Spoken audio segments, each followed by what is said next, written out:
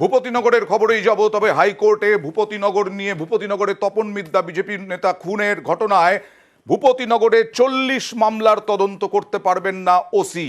ভূপতিনগরে তদন্ত করতে পারবেন না ওসি, শুধু তাই নয় 21 বিজেপি নেতার কর্মীর বিরুদ্ধে মামলার তদন্তে না ওসিকে। কথা বলবো প্রতিনিধি অর্ণবের সঙ্গে। অর্ণব, গতকালই ওসির বিরুদ্ধে কথা বলেছিল হাইকোর্ট এবং আজকে একেবারে না করে দিল। গোটা বিষয়টা জানতে চাইবো। দেখো, ভূপতিনগর থানায় 40 মামলা রয়েছে। এই 40 মামলা প্রায় 21 বিজেপি নেতাকর্মী অভিযুক্ত, এমনটাই রাজ্য জানায় আদালতে।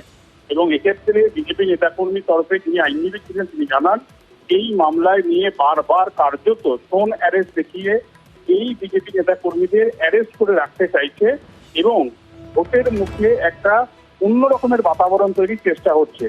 গতকাল ওসি যে রিপোর্ট দিয়েছিলেন সেই রিপোর্টের মধ্যে এটা উল্লেখ করা ছিল, যদি এই 21 জন বিজেপি নেতা কর্মী তারা হাইকোর্টের রক্ষা কবচ দিয়ে যায়, অর্থাৎ তাদের গ্রেফতার করা না যায়, তারা যদি জেলে না থাকে, তাহলে নাকি ওই এলাকার ভোটটাই অশান্ত হয়ে উঠবে। তারপরে বিচারপতি জয় সেনগুপ্ত কার্যত ক্ষুব্ধ হয়ে ওঠেন এবং হাইকোর্টের রক্ষা কবচে ভোটে তার প্রভাব পড়ে কিসের ভিত্তিতে তথ্য লিখলেন সে বিষয়ে আজ তাকে এজলাসে ডাকা হয় এবং তার কৈফিয়ত চাওয়া হয়। এবং আজকে ওসি জানিয়ে যায় এই লেখা তার জন্য ভুল হয়েছে। এবং দুই পক্ষের সওয়াল জবাবের পর বিচারপতি জয় সেনগুপ্ত জানান, 15ই এপ্রিল পর্যন্ত কোন রকম গ্রেপ্তারের মতো কড়া পদক্ষেপ করা যাবে না বিজেপি নেতাদের বিরুদ্ধে। 40টার মামলাতে আপাতত কোনো তদন্ত করতে পারবে না থানার পুলিশ।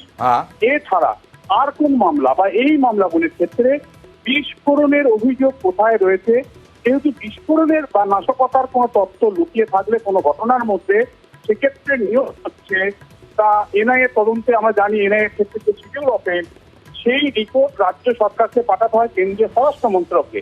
এবং এনআইএ সেই বিষয়টি খতিয়ে দেখার পর সেটা এনআইএর আওতায় আসবে কিনা সেটা তারা সিদ্ধান্ত নেয়।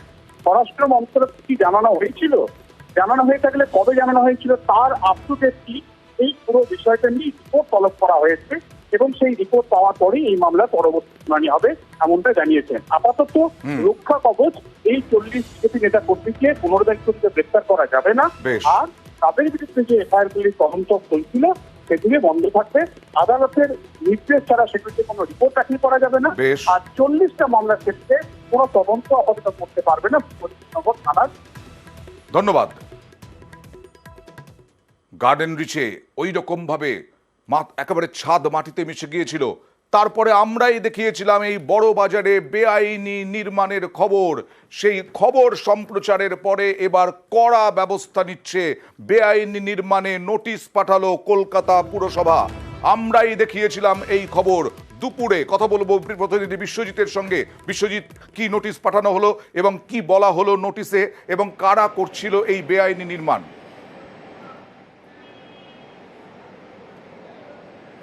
দেখো, এই যে বেআইনি নির্মাণ একেবারে 5 নম্বর সিনাগগ স্ট্রিট, সেখানে একজন প্রমোটার এই যে বেআইনি নির্মাণ করেছিলেন তাকে নোটিশ ধরানো হয়েছে। কারণ যার এই নির্মাণ কাজ চলছিল, যিনি করছিলেন, তাকে নোটিশ ধরানো হয়েছে এবং 401 কলকাতা পুরসভার 1980 সালের যে আইন, সেই আইন অনুযায়ী 401 ধারা, অর্থাৎ যে কাজ করা হচ্ছে সেই কাজটা অবিলম্বে বন্ধ করতে হবে।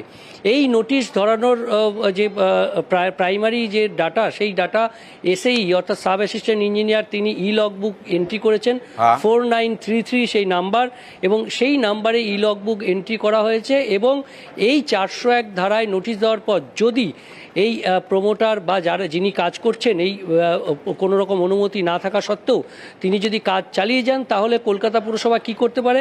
প্রথমত 401-এর ধারায় থানায় এফআইআর করতে পারে সেই ব্যক্তির বিরুদ্ধে, অথবা 401 ধারা, সেখানে হিয়ারিং ডাকতে পারে। যদি কাজ স্টপ করে দেয়, তবুও এই বেআইনি নির্মাণ কেন হচ্ছিল, অনুমোদন না নিয়ে কেন কাজ করছিলেন তার জন্য তাকে শুনানিতে ডাকতে পারে কলকাতা Okay. পুরসভা, তখন 400/1 ধারা। এবং এই পুরসভা যদি মনে করে যে খুব মারাত্মকভাবে বেআইনি কাজ করছে, কারণ যেভাবে এই কাজটা হচ্ছিল যে একেবারে ফায়ার এক্সিট বন্ধ করে কাজ হচ্ছে, দুটি আচ্ছা। বাড়ির যে ওপেন স্পেস সেটাকে বন্ধ করে কাজ হচ্ছে, এই ধরনের ক্ষেত্রে অর্থাৎ খুব গুরুত্বপূর্ণ কাজ হলে সেখানে 400/8 ধারায় সরাসরি ডিমোলিশন, অর্থাৎ পুরসভা কড়া, ইচ্ছা করলে পুরসভা সরাসরি করা এবং পরবর্তী সময়ে আরো করা হবে বলেই এখনো পর্যন্ত মেয়র জানিয়েছেন। নিশ্চিতভাবে এখন যা হয়েছে লগবুকে ওরা এন্ট্রি করবে, না করলে সাথে সাথে সাসপেন্ড হবে।